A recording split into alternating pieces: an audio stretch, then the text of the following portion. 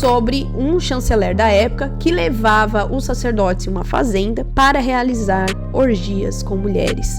E que o Dom Braz havia falado que o mesmo cuidado que tem com a Eucaristia, ele também tinha com dinheiro. Olha isso. Ia trazer na cidade um parente próximo, que era sacerdote, que teve um relacionamento pecaminoso com uma mulher, através disso nasceu um filho, ou seja, era um parente de Dom Braz, que era sacerdote, que tinha tido um relacionamento com uma mulher, e daí veio um filho. E falou, eu vou acabar com eles, vou dar um pontapé no peito deles. De verdade, se a sua fé não está firme, não leia o livro. Finalmente, nós vamos conhecer o outro lado da história dos Arautos do Evangelho. Aliás, né, um pouco mais profundo sobre esse caso dos Arautos do Evangelho aí, que se estende a 8 anos, ou seja, Santa Sé, que bloqueou muitas ações dos Arautos do Evangelho, depois de denúncias, que vieram um pouco antes aí daquelas reportagens super bombásticas que aconteceu no Record, Fantástico, lá em 2019. Então chegou a hora de nós conhecermos, porque sim, eu terminei o primeiro capítulo do livro Comissariado dos Arautos do Evangelho, a Crônica dos Fatos, um livro que tem 725 páginas, você com certeza já deve ter ouvido falar, pelo menos visto algum vídeo aqui no YouTube abordando sobre isso, né? Eu havia prometido para vocês que eu ia adquirir o livro, adquiri, ele tem 2 versões, a física e o e-book, eu adquiri no formato de e-book, e eu prometi para vocês que ia vir falar do livro, mas o livro tem muitas páginas, então eu decidi dividir cada capítulo, então conforme eu for lendo, eu vou gravando o vídeo para trazer para vocês. Vou ser muito sincera, é um livro que eu, de verdade, tá mexendo emocionalmente comigo, então, por favor, filho amado de Deus, fica comigo até o final do vídeo, deste vídeo e dos próximos, acompanhe, interaja, faça seus comentários, respeitando sempre essas regrinhas aqui. Deixa o seu like, se inscreve no canal, ativa o seu sininho. Todas as vezes que vir esses vídeos aqui sobre os arautos, que vai ser quase uma série, né, sobre os arautos em relação a esse livro, por favor, assista, tá bom? Me ajuda aí, porque isso vai me motivar ainda mais e também vai deixar um pouco mais claro sobre a situação dos arautos, né, que é muito pesquisado na internet, mas que é muito confuso, por conta de muitas questões que envolvem os arautos do Evangelho e até mesmo a Santa Sé, tá bom? Bora para o vídeo então, já dei os recadinhos, bora para o vídeo. Então, a primeira coisa que nós precisamos trazer aqui, a capa que todo mundo conhece, né? Um livro de 724 páginas, mais ou menos, que traz a crônica dos fatos de 2017 a 2025 e eles afirmam, né, aqui na parte de baixo, punidos sem diálogo, sem prova, sem defesa. Ao longo do livro, eles vão comentando toda essa cronologia, toda a história. É uma espécie de desabafo também. Tem como autores principais o Dr. José Manuel Jimenez e também a doutora Juliane,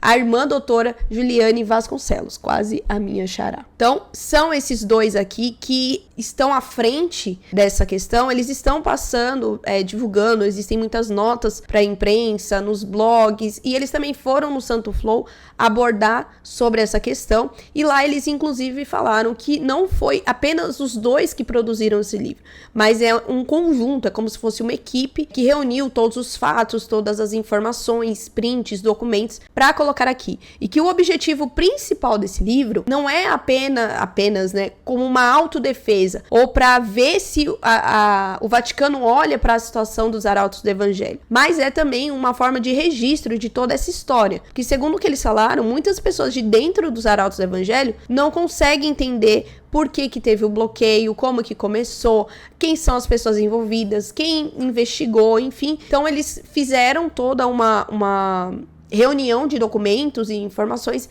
e colocaram nesses livros. Inclusive no Santo Flow eles ainda falaram que tem algumas coisas que ficaram de fora, porque aconteceram após o livro ser lançado. Tá bom? Então, no primeiro capítulo aqui, eles abordam sobre o que eles acreditam que originou essa intervenção. Então, eles voltam um pouco lá na história deles, de quando houve o reconhecimento pontifício, sobre Bento XVI, né? Existe até uma fala ali que eles trazem do livro Luz do Mundo, de Bento XVI, abordando sobre a importância dos arautos do Evangelho na Santa Igreja. E também tem um pouquinho da história deles, tanto no primeiro capítulo, quanto no segundo e no terceiro capítulo. Óbvio, né? Tudo isso é da história deles. Mas voltando lá nos primórdios, tá? Inclusive, eles até possuem um canal, que é o Arautos Sem Segredos, que eles montaram depois de uns 2 anos que vieram todas essas questões. Então lá eles contam como acontece a vida deles, os quartos que eles chamam de celas, as igrejas, tudo aquilo que eles fazem, tá? Mas antes de nós irmos para de fato o conteúdo do primeiro capítulo e trazendo toda essa questão, nós precisamos entender o que são os arautos do evangelho, porque existe muita confusão, porque dentro dos arautos do evangelho tem as irmãs, tem os irmãos, tem os padres, tem famílias, tem leigos, então acaba se confundindo muito e algumas informações acabam se perdendo. Então, provavelmente você já deve ter visto pessoas usando esse tipo de uniforme, que é o uniforme próprio dos arautos do evangelho, e nós precisamos entender um pouquinho da história dos arautos pra gente começar a ficar as coisas muito mais claras na nossa cabeça, tá? Então, a primeira coisa que nós devemos entender é: o fundador dos arautos do evangelho é o famoso Monsenhor Cladias, que fazia parte aí da TFP. Então, este daqui, que está aqui neste cantinho, é o Monsenhor João Cladias, e esse daqui é o famoso Plínio Correia. O Plínio Correia, ele foi fundador da TFP, Tradição, Família e Propriedade, e após a sua morte, Monsenhor João Clá, ele ainda não era padre, não havia sido ordenado, mas ele era muito próximo do fundador, que era o Plínio Correia de Oliveira. Depois que o fundador da TFP faleceu, que foi lá em 95, iniciou-se aí uma disputa interna, e aí houve uma ramificação, que foi o Monsenhor João Cladias, né, que na época não era padre ainda. Ele iniciou aí o que foi chamado de Associação Cultural Nossa Senhora de Fátima, em 1997. E depois disso que veio os Arautos do Evangelho. A outra ramificação, que talvez você conheça, é o IPCO, o Instituto Plínio Correia de Oliveira, que muitos até ligam com algo tradicional um pouco mais radical. A TFP ainda existe, mas não com tanta força quanto na época. Alguns de vocês até pediram para eu abordar um pouco da TFP, que ela nasceu durante período de ditadura militar, mas se eu colocar a história aqui, vai ficar muito longo, então a gente deixa isso para um próximo passo. Claro que a história da TFP e dos arautos, elas se conversam muito, porque tem muitos elementos da TFP nos arautos do evangelho, mas todavia, entretanto, essa história, a questão do livro, ela é focada nos arautos do evangelho. Plínio Correia de Oliveira, ele é muito citado, ele também é muito admirado pelos arautos do evangelho, então eles não deixaram ele de lado, mas tanto o pessoal da TFP quanto o pessoal do IPCO, eles têm essas disputas internas, né? Tem pessoas que não gostam dos arautos do evangelho, tá bom? Então, uma coisa que nós precisamos entender aí é que os arautos do evangelho, eles tiveram o reconhecimento pontifício em 2001 por São João Paulo II, tá? Ou seja, eles foram reconhecidos pela Santa Sé aí, em relação a São João Paulo II. O Monsenhor João Cladias, ele só foi ordenado em junho de 2005, junto com outros 14 membros dos arautos. Então, até então, ele era um leigo, como eu e você, assim, pessoas que não têm o sacramento da ordem. A partir de 2005, ele se tornou sacerdote aí. A ordenação dele aconteceu em São Paulo, na Basílica Nossa Senhora do Carmo. Por que é importante nós entendermos? Porque tem muita gente que acaba fazendo confusão em relação a isso. Acha que ou ele ainda continua leigo, ou que ele já veio como sacerdote, não, e teve toda uma longa passagem. Aliás, aqui nesse Arautos Sem Segredo tem um pouco da história dele, tá? Então, vale a pena depois vocês conferirem também, porque tem muitos detalhes sobre essa história. E um outro ponto que nós precisamos entender é que tá tendo muita confusão, e eu vi também no Santo Flow algumas dessas questões, o que de fato são os arautos do evangelho. Os arautos do evangelho, gente, eles são uma associação internacional de fiéis do direito pontifício, de forma privada, que foi aprovada aí pela Santa Sé em 2001. Então, o que isso significa? Eles não são uma ordem religiosa. Eles têm sim uma personalidade jurídica canônica reconhecida pela Santa Sé, mas os membros são leigos, consagrados ou sacerdotes, mas a associação pode em si não, ela não é uma congregação religiosa, então não é como, por exemplo, as Irmãs Paulinas, aquelas freiras que normalmente nós conhecemos. Eles vivem sim a vida comunitária, podem fazer promessas e alguns compromissos, mas eles não têm votos religiosos públicos, como de pobreza, obediência e castidade, como nas formas de institutos de vida consagrada, tá tá bom? Então, eles são um pouco parecidos com a questão da Canção Nova, alguns até trouxeram, né, comparando aí o que eu falei no outro vídeo em relação à Canção Nova. A única diferença é que a Canção Nova é tida como uma nova comunidade, ela é pertencente aí à questão da fraternidade, à esperança. Então, ela tá dentro da categoria geral de associação privada de fidelidade, mas dentro dessa questão da nova comunidade, tá bom? Então, ambas são reconhecidas pela Santa Igreja. Nessa questão, os arautos podem ter sacerdotes e irmãs? Eles podem, mas eles não são essas congregações, porque eles não têm os votos públicos, tá? Então, os sacerdotes, eles são incardinados, ou seja, eles são ligados juridicamente a uma diocese ou a instituto, e os membros que são irmãs e irmãos, né, eles vivem de forma privada a sua consagração, não tem o voto público. Isso é permitido dentro do Código do Direito Canônico, tá bom? Então, isso existe. Dentro dos arautos do Evangelho, existe o ramo masculino, que são os consagrados, leigos consagrados que vivem na comunidade, alguns se tornam sacerdotes, mas eles continuam ali juridicamente ligados à associação. Tem o ramo feminino, que são as mulheres consagradas, que levam a vida comunitária, mas não tem aqueles votos públicos, sabe? E tem os padres, que são a Sociedade Clerical de Vida Apostólica, chamado Virgo Flos Carmeli, que é ligada aos arautos do Evangelho, mas ela não é uma congregação. Aqui ela é uma sociedade clerical, também reconhecida pela Santa Sé. Tá? Então, as mulheres, elas vivem o celibato, vida comunitária, oração, apostolado, mas como uma consagração privada mesmo. Por isso que é a Associação Internacional porque realmente está no mundo, de fiéis de forma privada, né? Dessa questão que não é a questão pública, tá? Então, não são religiosos. Eles são muito semelhantes aí à Canção Nova e também à Shalom, tá bom? E aí tem um ponto, né, que é até trazido, eles trouxeram isso lá no Santo Flow também, de que eles, por serem dentro do documento, ao invés de eles falarem a Santa Sé ter colocado como privada, eles colocaram como pública. E não é pública, é privada. Então aí eles veem um erro jurídico canônico e que impediria a investigação. Porém, todavia, entretanto, até uma associação privada, ela pode ser submetida a uma investigação, porque elas estão sob a autoridade da igreja. Então tem um bispo responsável, a Santa Sé deu o reconhecimento para eles, e tem um outro ponto também que muitas pessoas estão falando, e é abordado isso mais um pouco no trecho, foi falado muito mais no Santo Flow, de que por conta disso eles não poderiam ter um comissionário, ou seja, uma pessoa que está ali investigando, pautando, fazendo todo um trabalho de exigência de correções, determinação de norma, enfim. As associações privadas, elas não costumam receber os comissariados, que é essa intervenção direta do Vaticano. Porque o governo, ele pertence aos membros, não a essa hierarquia de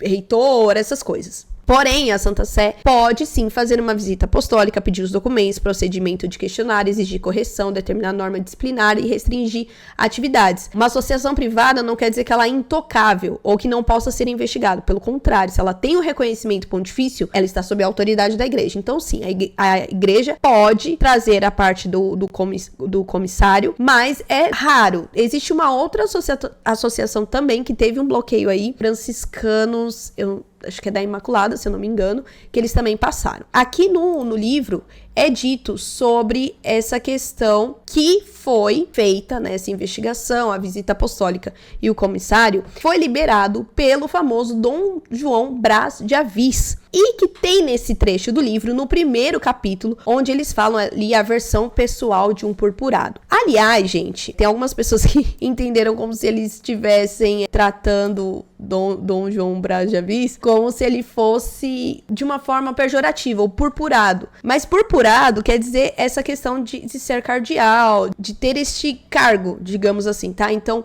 não é uma forma pejorativa de se comportar perante o Dom João Braz de Avis. Aliás, eu vou até mostrar aqui pra vocês a foto, porque talvez vocês já tenham visto sobre ele. Esse daqui é o Dom João Braz de Avis, que foi nomeado aí no ano de 2011 pelo Papa Bento XVI para cuidar da Congregação para os Institutos de Vida Consagrada e a Sociedade de Vida Apostólica. Ele foi arcebispo de Brasília, de Ponta Grossa. Os arautos também trazem aí essa questão da história dele. Então, esse daqui é o Dom João Braz de Avis. Essa foto aí é da época que ele era arcebispo de Brasília. Então, também tem muitas pessoas que alegam de que os arautos do evangelho não poderiam receber a visita apostólica nem estar sob intervenção da Santa Sé, porque eles são essa associação privada, então não cabe ali essa questão de vida apostólica. Mas, sim, eles podem estar dentro desse dicastério, dentro dessa congregação. Porque existe a Sociedade de Vida Apostólica dos Arautos do Evangelho. Ju, quem que é a Sociedade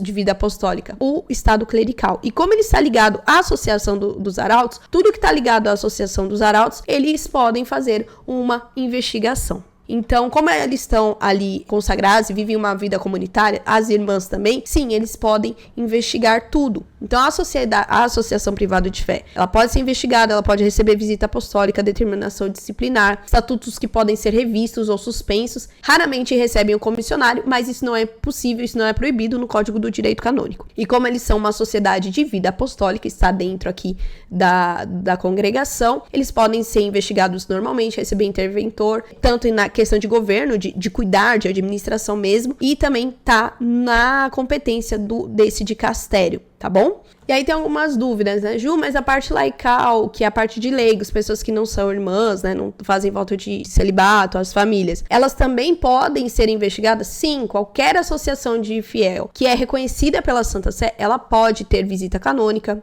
pode ter um comissariado e todas as outras questões que eu disse, principalmente porque elas estão ligadas aos arautos do evangelho. Então, são 3 questões, as irmãs, os irmãos e a parte clerical e também, claro, as escolas que estão ligadas aos arautos do evangelho, que tem o reconhecimento. Então, sim, eles podem ter essa investigação, tá bom? E aí, agora nós vamos para o ponto que eu acredito que é o ponto mais comentado e mais crucial nessa história toda, né? É que pega um gancho e que realmente deixa a gente um pouco com o pé atrás diante de algumas informações que são dadas desde muito tempo, quanto também aqui dentro do livro, né? Como eu falei, eles citam a nomeação de Dom João Braz de Aviz, tem também um pouco da trajetória dele. Então, eles voltam ali no primeiro encontro que eles tiveram com Dom João Braz de Aviz. Eles até compartilham aqui algumas fotos que são relacionados da Festa dos Carismas. Foram 2 anos de preparação das Festas dos Carismas, promovido aí pelo Dom João Braz de Aviz, que foi motivado por São João Paulo II, quando ele falou lá no Congresso Mundial dos Movimentos Clericais. Então, baseado nisso, Dom João Braz de Aviz pensou aí na Festa dos Carismas. Então, levou mais ou menos uns 2 anos. E ele queria mostrar ali os diversos carismas, né? Os arautos do Evangelho afirmam dentro do livro que eles participaram, fizeram até a parte da liturgia das horas, enfim, todas as diretrizes e orientações que a equipe responsável pelo evento fez, que inclusive também foi falado com o bispo, estava tudo dentro daquilo que foi planejado. Mas, segundo o que há dentro do livro, a visão de Dom Braz de Aviz é que os arautos do Evangelho, eles tiveram um protagonismo muito grande. Segundo o que eles contam no livro, o Dom Braz de Aviz, ele falou que eles estavam se importando apenas com partes externas, com roupas, essas coisas. Como que eles souberam disso? Porque, segundo o que está no livro, um superior da época, ele foi chamado e levou uma baita de uma bronca por conta disso, porque nas filmagens, nas fotos, só apareciam os arautos do Evangelho. Então, meio que o Dom Braz ficou com raiva dessas coisas e afirmou que eles apareceram demais, que eles atrapalharam a filmagem e que eles só se importavam com a parte externa. E aí, foi o segundo relato, que é o que a gente mais tem ouvido falar quando é em questão de caso arautos do Evangelho envolvendo a Santa Sé, que foi em que o Dom Braz afirmou que ele queimaria o filme dos arautos do Evangelho. Isso lá em 2001, que foi depois dessa festa. Então, esse foi o primeiro encontro deles. Depois desse relato, desse ponto de encontro entre os arautos e Dom Braz, o que eles trazem ali? Eles começam a trazer o passado de Dom Braz. Em relação a... Isso é público, ele já falou, né? Sobre uma crise vocacional que ele tem, que ele afirmou que um pouco antes dele se tornar padre, devido à teologia da libertação, ele pensou em desistir, porque ele acreditou que ia acontecer uma mudança, mas ele viu ali que não era isso, né? Estava envolvendo muito a questão de ideologia, e o que salvou ele foi o movimento Focolares. Aliás, tem um inscrito aqui do canal que sempre fala do movimento Focolares, eu quero um dia falar sobre isso. Então, sim, segundo o que foi dito lá, o Dom Braz queria mudanças por meio da igreja em questão da TL, né? Eu achei curioso ver esse trecho sobre um ponto da vida de Dom Braz, porque isso não corrobora muito com a alegação de perseguição, né? E vale lembrar também que o Dom Braz já foi contra, já pelo menos tem reportagens aí dele sendo contra a teologia da libertação marxista, porque ele afirmou, inclusive na entrevista, de que quão perigoso é a ideologia unida à opção dos pobres. Eu vou tentar deixar sempre os links na descrição ou no comentário fixado para que vocês possam ler também. Então, trazer esse ponto da crise vocacional, eu particularmente achei interessante por conhecer um pouco mais a vida de Dom Braz, mas dentro do que é a história dos arautos do evangelho, foi só aquela pitada de TL, sabe? Não achei que liga uma coisa na outra. Depois vocês me contem o que vocês acham. Depois também de trazer essa questão, eles trazem aí um outro ponto de que o Dom Braz criou um movimento em Ponta Grossa, que foi a primeira diocese aí, né, que ele assumiu, para meio que promover os progressistas. Então, o que é um pouco contraditório, porque a gente já teve algumas, né, notícias de Dom Braz falando contra ideologias. E ali eles afirmaram que o Dom Braz denunciou ao Ministério Público e levou a inúmeras mídias sensacionalistas questões que envolviam a parte política. É como se os arautos do evangelho pegassem esse modo de agir, eles até falam isso, né, de Dom Braz, mostrando que ele fez isso no passado, usando as mídias sensacionalistas, o Ministério Público, e que agora, também com a intervenção, eles usam isso contra os arautos.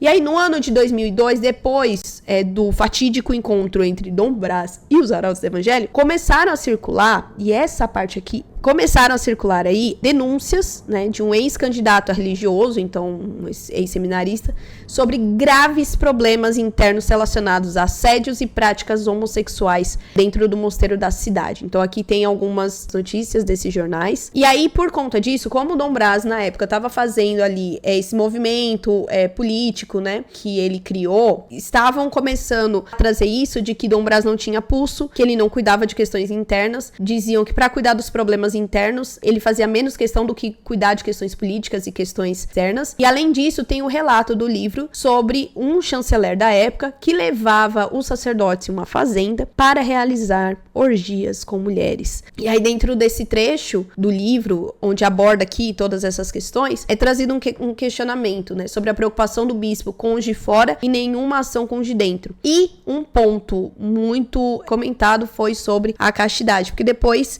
eles até citam um advogado, né, que prestava ali a fazenda para os arautos. Ele se encontrou com Dom Braz, conversou, aquela coisa normal, citou que ele só emprestava a fazenda para 2 grupos de pessoas e um deles era os arautos. E o bispo se incomodou muito, Dom Braz, né, na época era bispo, se incomodou muito, foi muito duro e orientou que esse advogado não fizesse isso. O advogado ficou sem entender e lembrou do lema aí do bispo, que todos sejam um, né, que é o lema do bispo, e que ele até falou que todos não era só a teologia da libertação, mas que todos eram todos.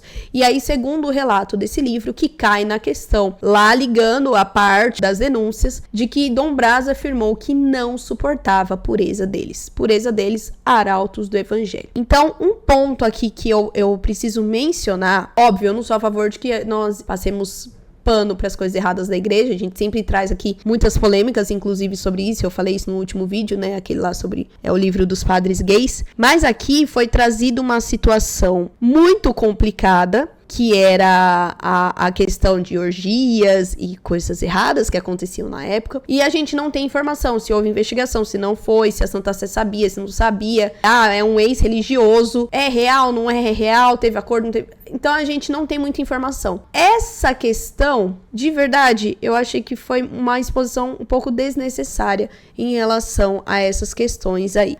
Apesar de justificar, porque era a questão do movimento, e as pessoas ficavam questionando, mas tem problema interno e Dom Braz não cuida dos problemas internos, quer só cuidar da parte política, você está expondo o erro de várias outras pessoas e um erro de uma ferida que é muito profundo e não tem tantas informações. Porque depois dessa parte aqui, inclusive essas são as fotos da fazenda, né? do acampamento que era realizado nos Arautos, depois disso não tem outras informações. Então acaba puxando e abrindo muitos parênteses e muitas informações, né? Depois desse trecho também existe a questão da conversa com o cardeal, que é o José Freire Falcão, que após o Dom Brás sair aí da Arquidiocese de Brasília para ficar à frente do dicastério, então lá em 2011, o cardeal José Freire, ele chamou um sacerdote, isso é relato que tá no livro, tá, gente? Um sacerdote do Arauto para uma conversa e falou a seguinte questão: agora que Dom João Brás já saiu de Brasília, vamos abrir uma casa dos Arautos na capital brasileira. Com ele aqui era impossível porque ele odeia os Arautos, né? E aí nessa mesma entrevista, o cardeal acabou transmitindo aí alguns dados duvidosos do caráter de Dom Brás, né? Contou que na primeira reunião com o clero de Brasília, o arcebispo tinha frisado reiteradas vezes a necessidade dos párocos sempre encaminharem para a cúria a porcentagem de dinheiro que estipulado pela arquidiocese, e que o Dom Brás havia falado que o mesmo cuidado que tem com a Eucaristia, ele também tinha com dinheiro. Diante também dessa parte inaugural, o Dom Brás havia comunicado que ia trazer na cidade, olha isso, ia trazer na cidade um parente próximo, que era sacerdote, que teve um relacionamento pecaminoso com uma mulher, através disso nasceu um filho, ou seja, era um parente de Dom Brás, que era sacerdote, que tinha tido um relacionamento com uma mulher, e daí veio um filho. E aí ele aconselhou, o Dom Brás, né, aconselhou os sacerdotes a não se preocuparem com o assunto, porque ele não colocaria esse padre numa paróquia, mas depois disso, né, para surpresa de alguns, o Dom Brás fez exatamente o contrário, porque depois esse sacerdote foi inserido na vida paroquial em Brasília e essa situação estava exposto a reincidir. Além disso, também, eles trazem ali uma outra questão. Quando o Dom Brás estava fazendo uma viagem no ano de 2016, acabou que um professor ali, amigo dos Arautos, reconheceu Dom Brás, foi conversar com ele, foi cumprimentar ele, e em certo momento, ele acabou mencionando o nome dos Arautos do Evangelho, e aí, segundo o que tá no livro, eles afirmaram que o cardeal se alterou muito, mais uma vez, como das outras vezes, e fez questão de mostrar que ele estava bem descontente, e falou: eu vou acabar com eles, vou dar um pontapé no peito deles. Depois desse trecho, eles até trazem ali que isso é mais uma prova de injúria e também de uma perseguição, que essa ofensa aí meio que foi um recado pra instituição de tipo, preparem-se que alguma coisa vai acontecer, né? E isso aconteceu muito antes da notificação judicial. Por quê? Essa fala aconteceu em 2016 e aí em 2017 que aconteceu as denúncias, os vídeos. Então, nessa questão, os arautos ligam esses acontecimentos, essas falas, essas sucessivas falas de Dom Brás, como se já tivesse prevendo ali, né, ou se preparando para uma perseguição contra os arautos do Evangelho. E depois eles encerram esse primeiro capítulo abordando sobre a confirmação dessa hipótese, porque em julho de 2017 eles receberam aí o início da visita apostólica, que eles receberam inúmeras recusas, que teve um silêncio ali, teve até um pedido de uma conversa com o prefeito da congregação, que era Dom Brás, e aí eles procuraram um diplomata do Vaticano para ser aconselhados e receberem orientações do que eles fazerem na visita apostólica. E aí esse diplomata vaticano, ele escutou atentamente tudo aquilo que eles falaram, toda essa questão da visita apostólica, das denúncias, enfim, pediram o auxílio para ver o que eles poderiam fazer. E aí a resposta dele, ele afirmou que a origem dessa visita era uma antipatia pessoal do cardeal Brás de Avis contra os arautos, né? E recomendou que eles recebessem ali o visitador apostólico com toda a transparência, espírito acolhedor, porque tudo contribuiria para o bem dos justos. E aí ainda concluiu, lembrando a famosa frase do Gamaliel lá ao Sinédrio, né? Se a obra provém dos homens, por si mesma se destruirá, mas se prover de Deus, vós não podereis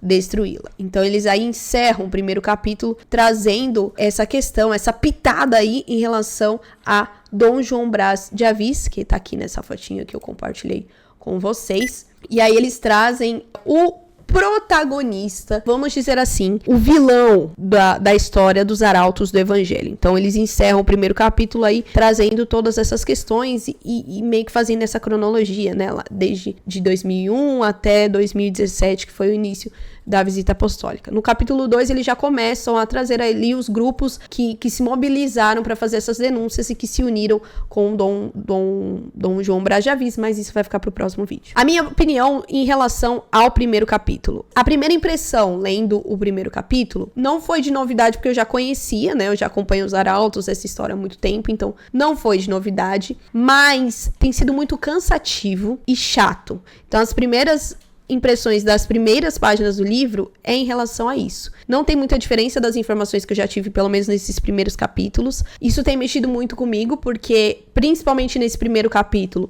ele traz à tona dores que também não são só dos arautos do evangelho, são também da igreja. De verdade, o primeiro capítulo parece muito essa questão de... Não tô falando isso dos arautos, tá? Mas essa questão de fofoca, de um querendo acabar com o outro. São relatos de pessoas, então até que ponto isso é verdade? Tem o lado do cardeal também, que a gente talvez nunca vai saber o porquê, o que aconteceu. Será que realmente só aconteceu isso nas festas dos carismas? Então, ao longo do primeiro capítulo, tudo que foi apresentado pelos arautos, eu fiquei me questionando muito. Tá, mas o que aconteceu pra ter deixado o bispo nervoso? Foi só a pureza dos arautos do evangelho? Aconteceu alguma outra coisa? Alguém provocou ou não provocou? Por que essa raiva toda que é narrada no livro? Lembrando, gente, que esse livro é o lado dos arautos do evangelho. Tem o lado da Santa Sé, tem o lado do cardeal Dom Braz de Aviz. Aqui é os arautos contando a parte deles, o lado deles. E como eu aprendi com o padre, a história tem sempre dois lados. E ainda tem o terceiro lado, que é a verdade universal dessa questão. Mas eu vou dizer que, assim, misturou muito a questão de pensamentos, não só em relação aos arautos do evangelho, mas também em relação à igreja. Não é uma leitura fácil, não é uma leitura para qualquer pessoa. Então, de verdade, se a sua fé não está firme, não leia o livro. Vou tentar sempre deixar aqui no começo do livro, dos vídeos, que é sensível, pode te gerar gatilhos, porque tem muitas questões e até algumas denúncias relacionadas aos arautos da época que podem mexer com a gente, mas é o que eu falei, é um assunto muito delicado, é cheio de exposições, que não envolve só os arautos do evangelho, envolve a questão da igreja também, envolve erros, pensamentos, mas é aquilo, a gente só tá ouvindo um lado da história. A gente não tá ouvindo o lado da Santa Sé, não tá ouvindo o lado do dicastério. Então, acaba que fica também muito no nosso imaginário. Eu gosto de saber todos os lados da história, porque às vezes um ponto faz toda a diferença. O meu coração ficou bem agitado com o primeiro capítulo, ficou bem triste também com algumas questões, mas ficou com mais perguntas ainda, com mais cheio de dúvidas, e isso ainda vai transcorrer nos 2 próximos capítulos que eu vou fazer o vídeo aqui, tá bom? Então, me conta se você já leu o livro, o que você sentiu nos primeiros capítulos, tá bom? Deixa aqui nos comentários, mas sempre respeitando essas regras. É um assunto que nós precisamos ter muito cuidado, muita caridade, apesar de você estar sentindo que é injusto com os arautos ou não, nós precisamos ter cuidado, tá? É só um alerta, porque eu tô vendo algumas pessoas fazerem vídeos, algo que já é exposto por conta dos arautos do evangelho, e aí no livro também já tá sendo exposto, outras pessoas pegam todas as outras situações e expõem mais ainda a situação. E de verdade, essas exposições não vão resolver o problema dos arautos do evangelho, muito pelo contrário, só vai causar uma ferida ainda maior e, pior ainda, afastar as pessoas da igreja. Então a gente tem que tomar muito cuidado e parar de sempre querer trazer isso para o campo de novela. Existe o vilão, existe o super-herói, existe o mocinho. A história tem sempre os lados aí e a gente precisa tomar muito cuidado, tá bom? Não esquece de deixar o joinha nesse vídeo. Se você chegou até o final deste vídeo, parabéns! Não esquece de compartilhar, se inscrever e ativar o seu sininho. E por favor, quando tiver o próximo vídeo, acompanhe, que não tá sendo fácil ler esse livro. E eu estou fazendo isso por conta do canal e, claro, pra finalmente eu ter coragem de encarar essa história dos arautos do evangelho que eu fugi durante os 10 anos da minha vida, tá bom? Então é isso, que Deus nos dê sabedoria, equilíbrio, né? E que busquemos sempre a verdade, que a luz venha sobre todas essas situações. Até o próximo vídeo. Tchau!